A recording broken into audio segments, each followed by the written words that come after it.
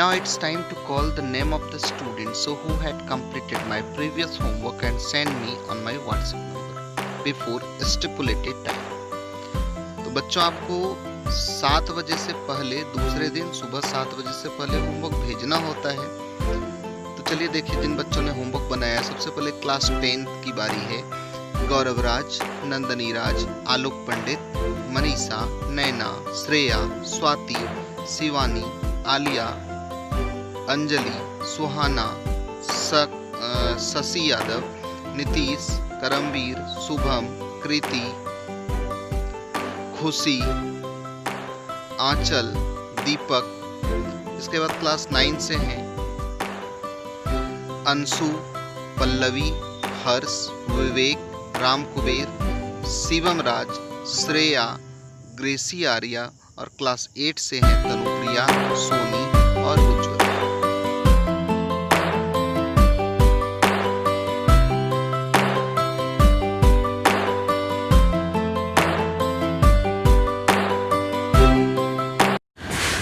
Good morning बच्चों, कैसे हैं आप लोग? आशा करते हैं घर में होंगे, सुरक्षित होंगे और मन लगाकर पढ़ रहे होंगे ईमानदारी पूर्वक। तो चलिए अब आज जो हम लोग क्लास स्टार्ट करेंगे वह क्लास हमारा होगा इंग्लिश ग्रामर में पास्ट परफेक्ट टेंस का। इसके पहले हम लोगों ने पास्ट इंडेफिनिट और पास्ट इम्परफेक्ट टेंस का क्लास किया था, इसके ठीक पहले। अभी तक अगर आप लोगों ने इसके पहले वाले वीडियोस को नहीं देखा है तो डिस्क्रिप्शन में जाइए और डिस्क्रिप्शन में जाने के बाद आपको लिंक मिल जाएगा और वहाँ लिंक में जैसे क्लिक करेंगे जो आपको पढ़ना होगा, जैसे सबका सेपरेट करके बना दिया गया है कि आपको प्रेजेंट इंडेफिनिट पढ़ना है, प्रेजेंट इंडेफिनिट का स्पेशल रूल पढ़ना है या जो भी है, तो आप डिस्क्रिप्शन बॉक्स में जैसे जाएंगे, डिस्क्रिप्शन एक एरो टाइप का बना हुआ है, वहाँ जैसे क्लिक करेंगे नीचे आ जाएगा डिस्क्रिप्शन उसका। बस उसको वहीं पर आप देखना शुरू कर सकते हैं। बस इसको क्या करना है आपको कि जब आप इसको खोलेंगे व्हाट्सएप पे जो लिंक जाएगा तो व्हाट्सएप के विंडो के थ्रू नहीं देखना है, बल्कि आपको यूट्यूब में जाके देखना है, तब आपका डिस्क्रिप्शन खुल पाएगा। तो चलिए आज शुरू करते हैं हम लोग आज के क्लास को। आज हमारा होगा पास्ट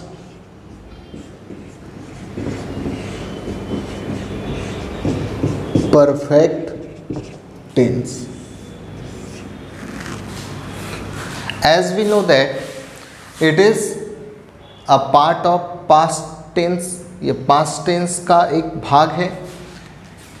तो इसमें होगा क्या, पास्ट परफेक्ट, यानी जो क्रिया है वह पूर्ण रूप से हो चुकी होती है। पास्ट टाइम में कोई क्रिया पूर्ण रूप से संपन्न हो चुकी होती है और उसी के बारे में हम लोग बात करते हैं पास्ट परफेक्ट टेंस में। सबसे पहला हम लोग क्या लिखेंगे इसमें, आखिर इसका पहचान क्या है भाई? तो पहचान इसमें लिखिए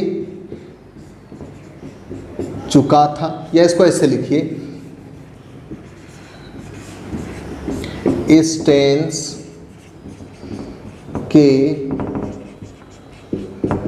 वाक्यों के अंत में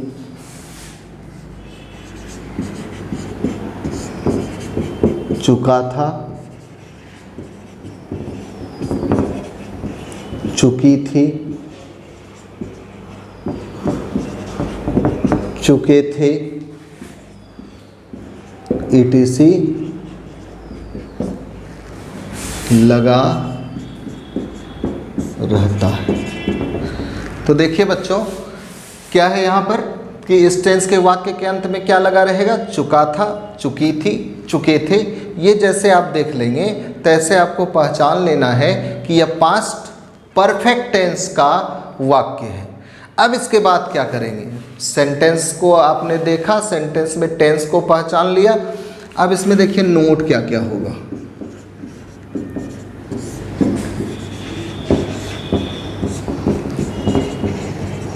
इस टेंस में ए भी दैट मीन्स ऑक्सिलरी वर्ब, सहायक क्रिया के रूप में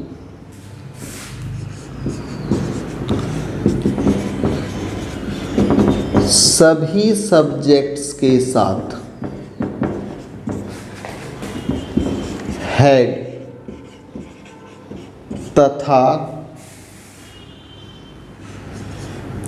एमवी यानी मेन वर्ब जो मुख्य क्रिया है, यानी इस टेंस में एवी के रूप में सभी सब्जेक्ट्स के साथ हेड तथा एमवी के रूप में हमेशा भी3 का प्रयोग किया जाता है, यानी वर्ब के तीसरे रूप का प्रयोग हम करेंगे।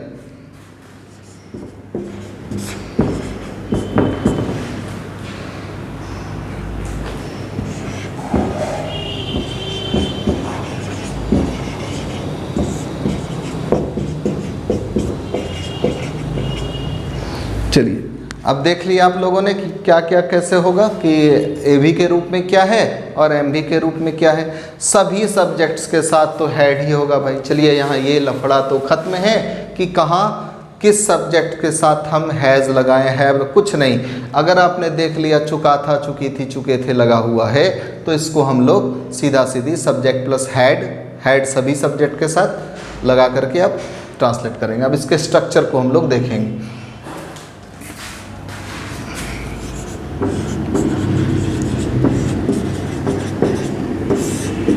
सबसे पहला नंबर कौन सा स्ट्रक्चर लिखते हैं हम लोग?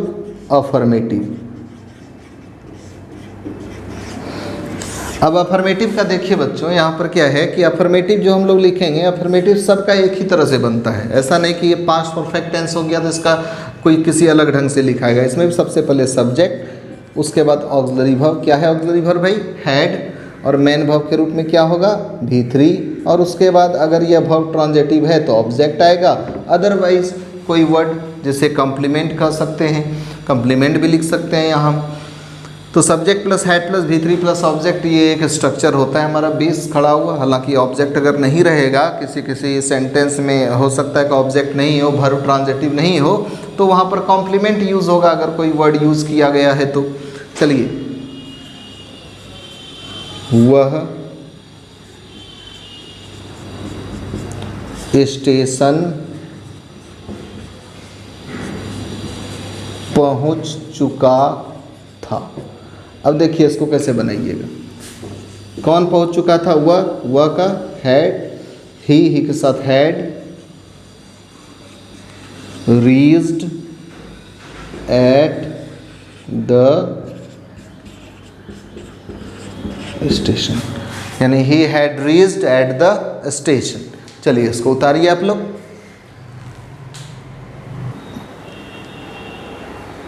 चलिए बच्चों, अब देखिए अफर्मेटिव प्लस नेगेटिव का क्या होगा स्ट्रक्चर। तो अफर्मेटिव प्लस नेगेटिव सेंटेंस का स्ट्रक्चर क्या है? सब्जेक्ट प्लस हैड, नॉट आएगा, प्लस भी3 प्लस ऑब्जेक्ट आएगा। अब देखिए वे लोग यह काम नहीं कर चुके थे। सब्जेक्ट क्या है? दे, देख साथ लगाइए, हैड, नॉट, करना का इंग्लिश डू, डिड, डन, या कंप्लीटेड भी आप लिख सकते हैं, है ना। दे हैड नॉट डन कौन सा काम भाई? यह काम, दिस वर्क, फुल स्टॉप। क्या आप वहाँ जा चुके थे? Had you gone there.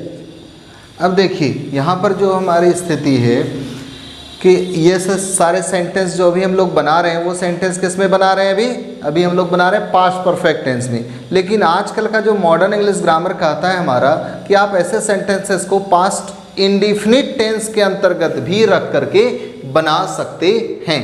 तो अगर आप चाहें कि नहीं इसको हमें पास्ट परफेक्ट टेंस में नहीं रख करके पास्ट इंडिफिनिट में बनाना है तो आप बना सकते हैं। अब देखिए यहाँ पर, अब क्या वह आदमी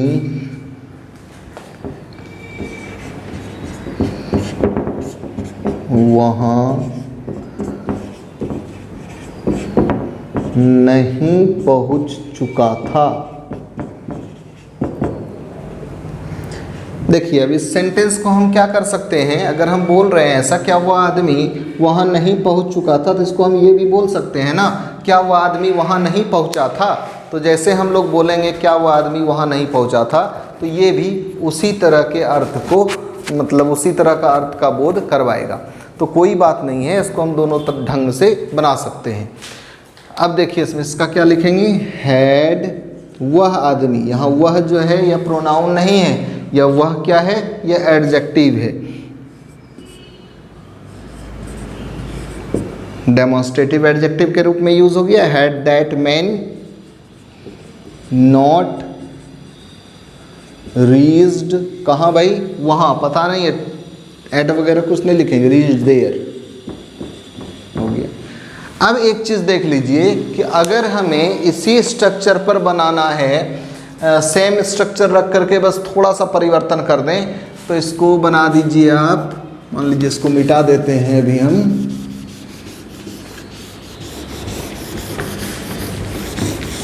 अगर आप एक स्ट्रक्चर बनाना सीख गए हैं तो आपको सभी स्ट्रक्चर्स को बनाने में कोई दिक्कत नहीं आएगी, बस थोड़ा सा दिमाग लगाना होगा। अभी याद करने का चीज़ तो ये है नहीं, 6 स्ट्रक्चर इसलिए लिखा जा रहा है कि आपको कोई दिक्कत ना हो। देखिए इस जगह 5 नंबर लिख दीजिए, कौन सा होगा, WH क्वेश्चन, कुछ नहीं, बस यहाँ WH वर्ड लिख दीजिए प्लस हैड। अब इस जगह एग्जाम्पल बदल देते हैं, देखिए कोई दिक्कत है, कुछ नहीं है इसमें।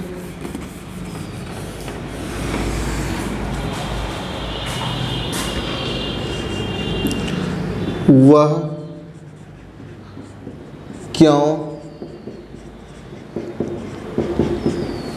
उन लोगों से दोस्ती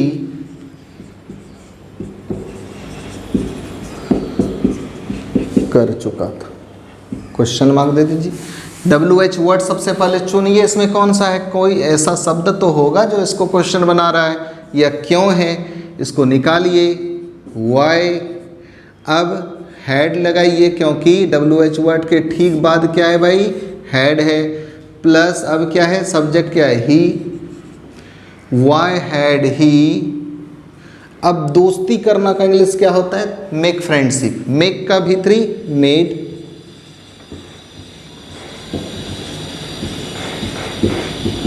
फ्रेंडशिप किसके साथ भाई, उन लोगों के साथ, विथ देम। तो इस तरह से आपका आराम से पूरा का पूरा स्ट्रक्चर चेंज हो गया। अब इस जगह लिख दीजिए 6 नंबर, इंट्रोगेटिव प्लस नेगेटिव की जगह पर लिख दीजिए WH question plus negative, WH question plus negative. कुछ नहीं करना है, सिर्फ WH वर्ड लिख देना इसके पहले, plus had plus subject plus not plus V3 plus object. इसको मिटाइए।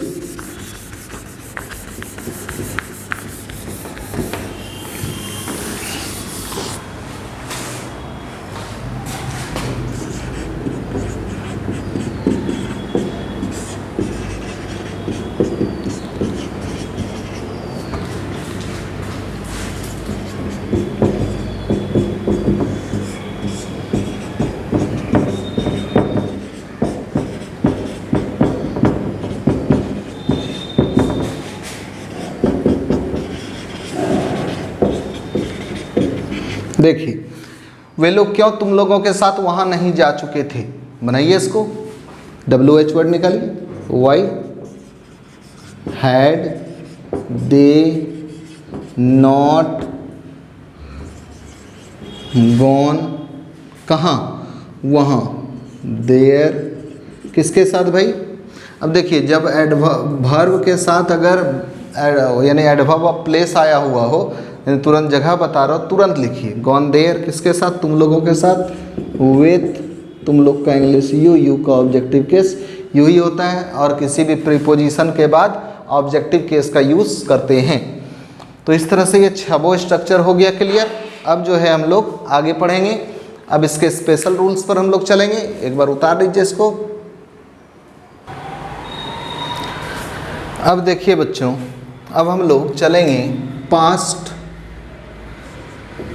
परफेक्ट टेंस के स्पेशल रूल पर।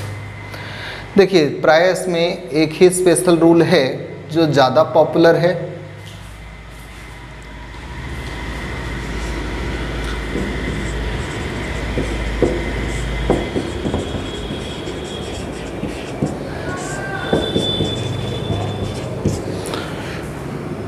देखिए यदि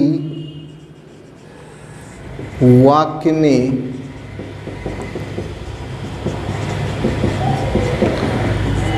दो क्रियाएं हों या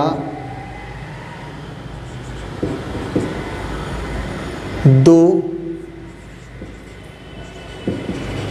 उपवाक्य एक साथ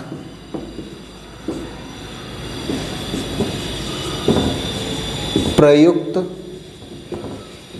हुए हों, तो दो क्रियाएं हैं और दो क्रिया में हम लोग देख लेंगे कि दो क्रिया अगर एक साथ चल रही है तो कौन सी क्रिया पहले संपन्न होती है और कौन सी क्रिया बाद में संपन्न होती है। तो वही लिखा जा रहा है, प्रयुक्त हो तो पहले संपन्न होने वाली क्रिया को पास्ट परफेक्ट टेंस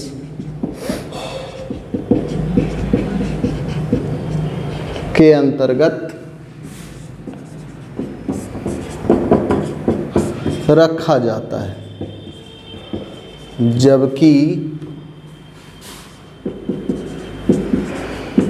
बाद में संपन्न होने वाली क्रिया को, जो बाद में संपन्न होगी वो क्रिया किस में आएगी, क्रिया को पास्ट इंडेफिनिट टेंस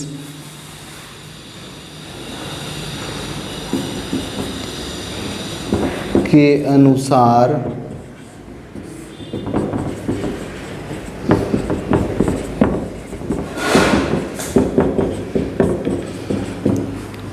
ट्रांसलेट किया जाता है। चलिए इसको लिखिए अच्छे से आप लोग। यानी यदि वाक्य में दो क्रियाएं हैं और दो उपवाक्य एक साथ प्रयुक्त हुए हों तो पहले संपन्न, चाहे उपवाक्य हो या दो क्रियाएं हों, पहले संपन्न होने वाली क्रिया। अब एक चीज़ और देख लीजिए कि ऐसी स्थिति में क्या होगा कि जो क्रिया है वह मुख्य क्रिया होनी चाहिए। तो ऐसी स्थिति में जो पहले क्रिया संपन्न होगी उसको हम लोग पास्ट परफेक्ट टेंस के अंतर्गत रखेंगे। जैसे देखिए इसका खानदानी वाक्य देते हैं, प्रायः सभी ट्रांसलेशन में आपको मिल जाएगा।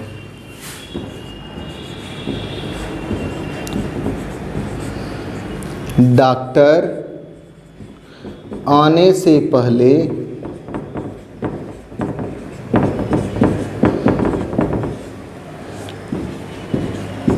रोगी मर चुका था।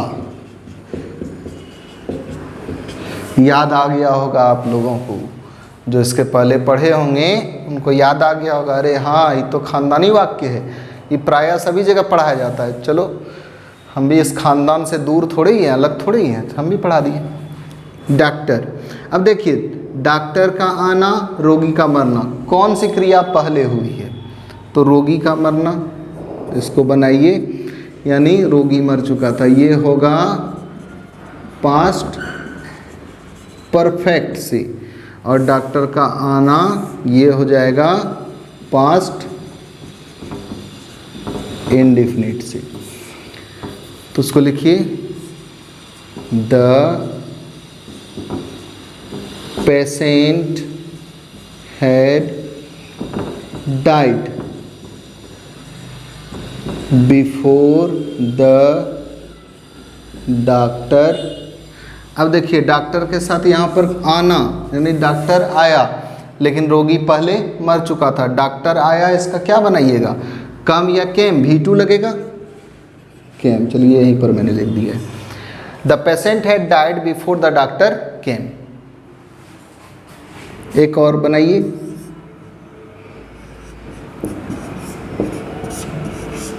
ये भी प्राय सभी जगह बनवा ही दिया जाता है ये वाला वाक्य, मेरे स्टेशन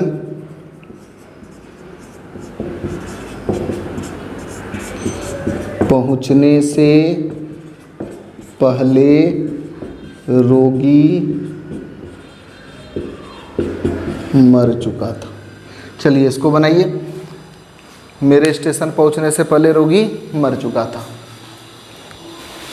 अब इसमें देखिए, इसमें क्या करेंगे, पहले कौन सी क्रिया हुई है, पहले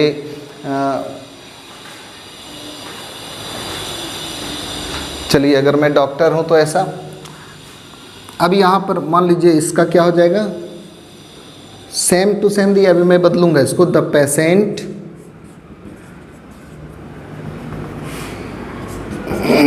had died before I reached at the station.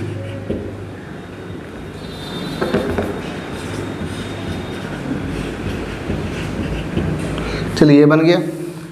अब अगर ऐसा रहता, मेरे स्टेशन पहुंचने से पहले गाड़ी खुल चुकी थी। चलिए लिख लीजिए आप लोग, मैं इसके बाद 4 सेंटेंस आप लोगों को लिखवा रहा हूँ। चलिए पहला नंबर इसके बाद लिखिए, मेरे स्टेशन पहुंचने से पहले गाड़ी खुल चुकी थी। चलिए अगला लिखिए, मेरे, लिख रहे हैं, मेरे स्कूल पहुंचने से पहले घंटी बज चुकी थी। अब एक और लिखिए, ये थोड़ा अलग लिखवा रहे हैं, मेरे जाने के बाद वह आया,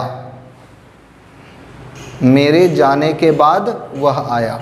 चलिए अब देखिए इसमें, इसको मैं मिटा दे रहा हूँ, लिख लीजिए, बनाइए आप लोग।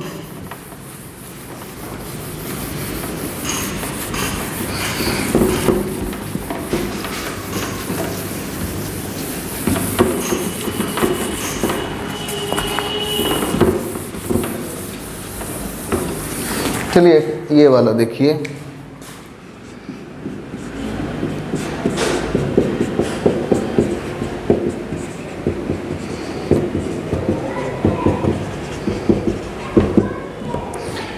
अब देखिए यहाँ पर प्रीपोजिशन क्या है, के बाद। इसके पहले जो हम लोग बना रहे थे उसमें क्या आ रहा था, के पहले। तो के बाद का इंग्लिश क्या होता है भाई, आफ्टर। और आफ्टर जानते हैं आप लोग, यह किसका एंटोनिम्स है, बिफोर का। बिफोर का एंटोनिम्स क्या है, आफ्टर। तो पहले इसमें वह आया, पहले ये बना दीजिए, इसमें उल्टा चलेगा, बिफोर के ठीक उल्टा। He had come after I went.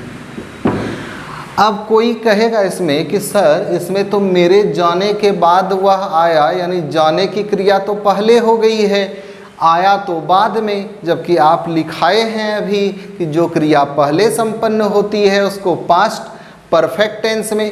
देखिए ये के बाद जो आफ्टर है यह उसका अपोजिट वर्ड है। जब अपोजिट वर्ड आ जाएगा, बिफोर के साथ वैसा हम करते थे, अगर अपोजिट वर्ड आ जाएगा तो इसमें हम उल्टा चलेंगे, यानी जो बाद में हुई उसको पहले पास्ट परफेक्ट टेंस के अनुसार। तो इसमें ध्यान रखेंगे आप लोग। चलिए इसको लिखिए,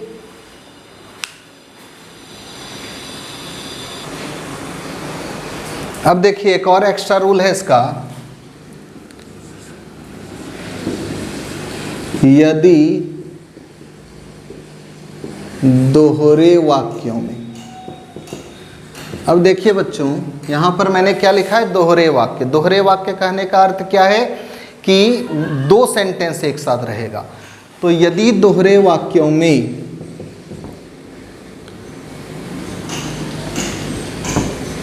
किसी एक क्रिया की समाप्ति के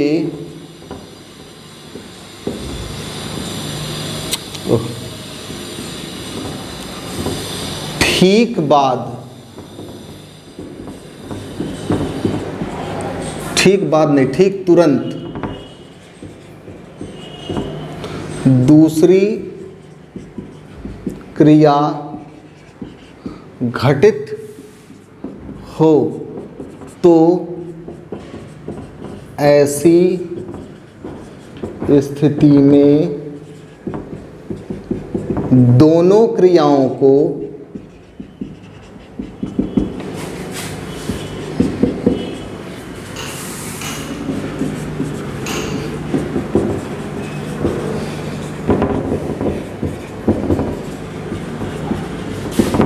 पास्ट इंडेफिनिट टेंस के अंतर्गत रखा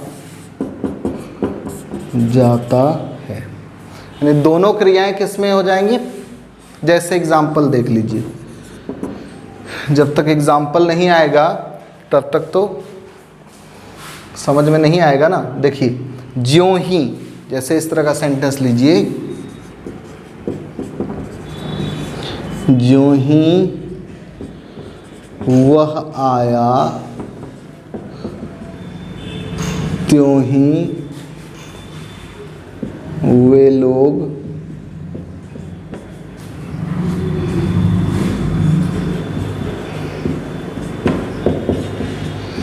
चले गए। अब देखिए, ज्यों ही और त्यों ही, ये सब तो भाई वर्ड है, याद करना ही पड़ेगा। वर्ड्स जब तक आपके पास नहीं रहेगा तब तक इंग्लिश आप लोग नहीं सीख पाएंगे। इसलिए साथ साथ क्या कीजिए, कुछ कुछ वर्ड्स भी अपने साथ करते रहिए। एक किताब आती है एवरीडे वोकैबुलरी, जो कि प्राय 11th में बच्चे पढ़ते हैं। मैं तो 11th के बच्चों को सजेस्ट करता हूँ वो किताब। तो अगर चाहें तो आप लोग भी ले सकते हैं, अगर जो नीचे क्लास के भी बच्चे हैं वो भी उसे पढ़ सकते हैं। बहुत अच्छी किताब है। और उस किताब में जो हमारे अगल बगल की जो वस्तुएं हैं, जो हमारे डेली यूजेस में आने वाला जो वर्ड्स है, वो सभी वर्ड्स दिया गया। लगभग वही 6500 और 7000 वर्ड्स उसमें हैं, जिसमें कि अगर आप अभी तक इंग्लिश पढ़ रहे हैं तो आपको लगेगा कि बहुत सारा वर्ड्स मैं जानता भी हूँ, लेकिन फिर भी अच्छे तैयारी के लिए, इंग्लिश को और ज़्यादा बुलंद करने के लिए वर्ड्स तो चाहिए। क्योंकि कितना बार बार आप मेरे से पूछेंगे। डिक्शनरी भी पास में आप रख सकते हैं। अब कुछ कुछ वर्ड्स ऐसा है जिसको कि देख ही लेना चाहिए।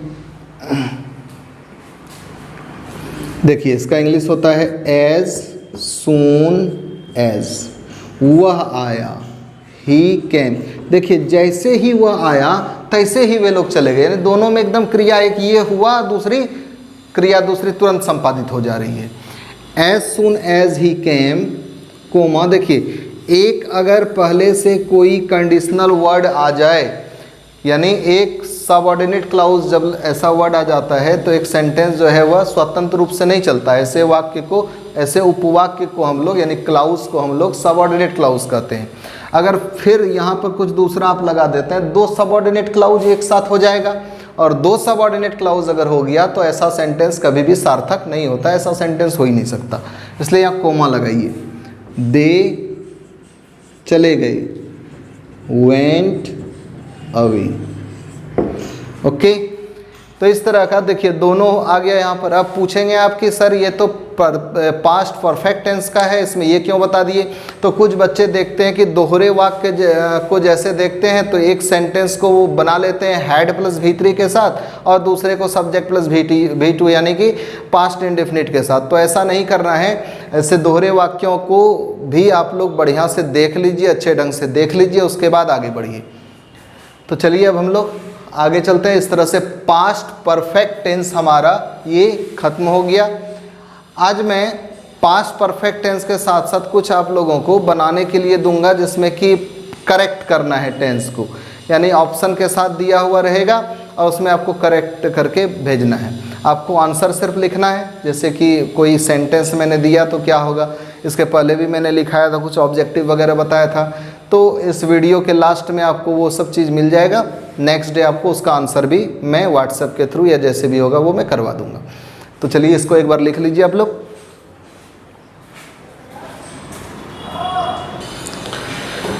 तो चलिए बच्चों, आज अब हम लोग आगे इसको भी पढ़ ही लेते हैं, आज पास्ट परफेक्ट कंटिन्यूअस टेंस को। तो पास्ट परफेक्ट कंटिन्यूअस टेंस में क्या होगा, यानी कि ये पास्ट टेंस में कोई क्रिया है और वह क्रिया क्या है कि पहले पास्ट टाइम में ही शुरू हुई है, पास्ट टाइम में जारी भी है और पास्ट टाइम में कब ख़त्म होगी इसकी जानकारी हमें नहीं है। जैसे वह बच्चा सुबह से खेलते आ रहा था। तो चलिए अब इस चीज़ को पढ़ने से पहले अगर आपने प्रेजेंट परफेक्ट कंटिन्यूअस पढ़ा है तो उसमें आपने देखा होगा कि सिंस और फॉर का यूज़ मैंने दिखाया था प्रेजेंट परफेक्ट टेंस में, प्रेजेंट परफेक्ट कंटिन्यूअस में। तो अगर आपने अभी तक नहीं पढ़ा है तो एक बार उसको पढ़ लीजिए पहले, तो अच्छा रहेगा, क्योंकि बस थोड़ा सा सिर्फ ऑक्सिलरी वर्ब का अंतर है, बाकी सब का सब वही है। तो इसमें क्या होगा कि इसके पहचान में हम लोग क्या लिखेंगे, वाक्य के अंत में ता आ रहा था, ती आ रही थी, ते आ रहे थे, etc लगा रहता है। और साथ ही साथ और क्या होता है कि इसमें अब देखिए इसमें पहचान तो या नोट्स में क्या होगा, इस टेंस के वाक्यों में क्या होगा कि ऑक्सिलरी वर्ब के रूप में हम हैड यूज़ करेंगे। अब देखिए नोट में इसमें क्या करेंगे हम लोग कि इस टेंस में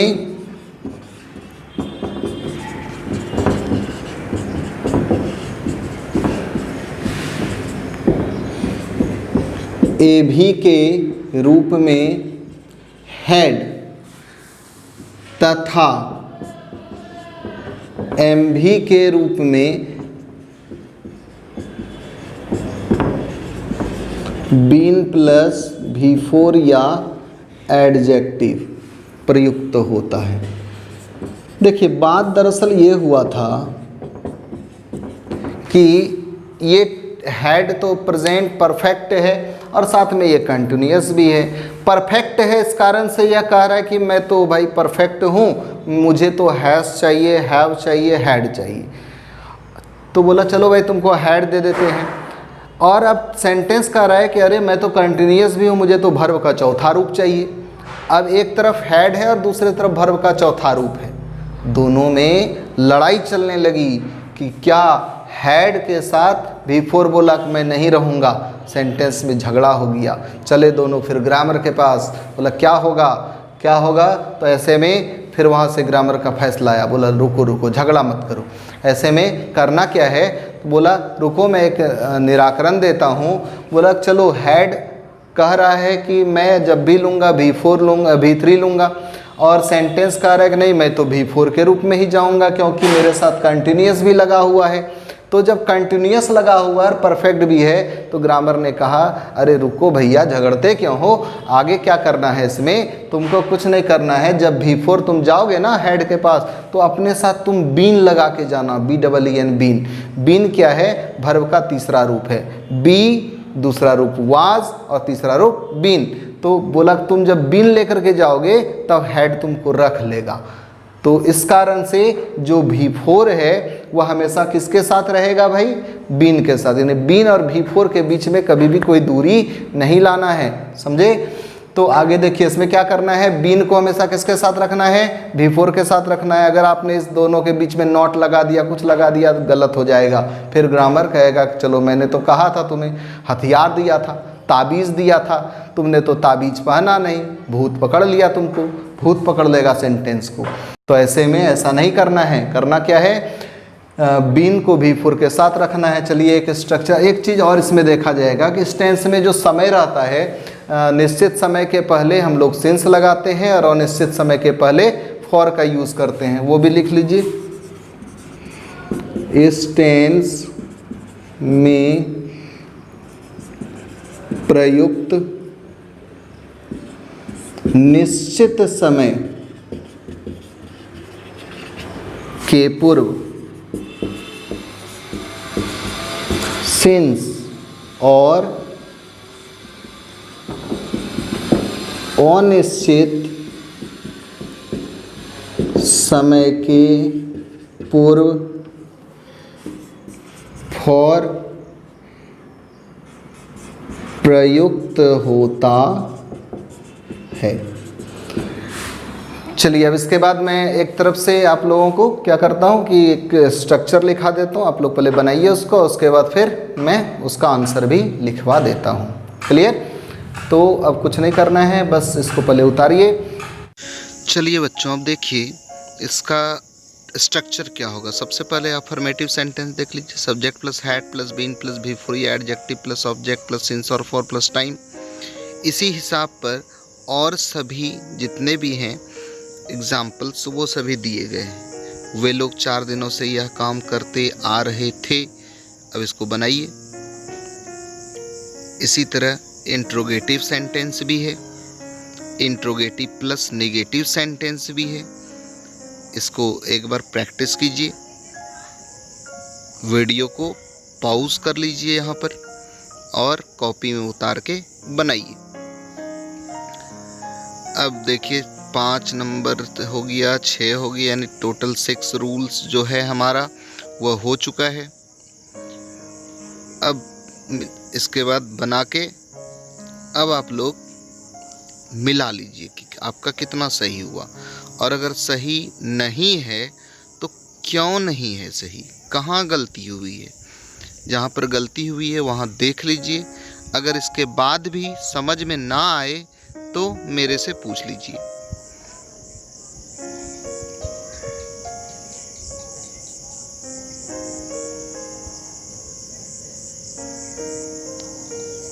चलिए शायद आप लोगों ने मिला लिया होगा। और अब बारी है होमवर्क की। होमवर्क में पहले क्या करना है, आप लोगों को ट्रांसलेट करना है। इसी तरह वीडियो को पॉज कर लीजिएगा और जो भी है उसको ट्रांसलेट कर लीजिए। आप इसको same to same translation Oxford English translation में भी खोज सकते हैं। देखिएगा पास्ट परफेक्ट टेंस निकालिएगा और पास्ट परफेक्ट टेंस में देखिएगा ये वाला ट्रांसलेशन किस एक्सरसाइज में है। चूँकि अलग अलग एडिशन के एक्सरसाइज में अलग अलग जगह पर यह है, तो देख लीजिएगा, उससे भी आप बना सकते हैं। नहीं है आपके पास किताब तो वीडियो को पॉज कर लीजिए। ठीक है बच्चों, तो आपके पास दोनों तरह के ऑप्शंस उपलब्ध हैं, चाहे तो किताब से बनाइए या फिर वीडियो को पॉज करके आप बना सकते हैं। इसके बाद जो अगला एक्सरसाइज आपको बनाना है वो करेक्ट टेंस है। करेक्ट टेंस से प्राय क्वेश्चन पूछे जाते हैं। इसमें देखिए 2 ऑप्शंस आपके पास है, ये अभी तक का यानी प्रेजेंट इंडेफिनिट से लेकर के अभी तक का इसमें क्वेश्चन आंसर है। इसमें 2 ऑप्शन में एक चूज कीजिए। Okay, best of luck, thank you.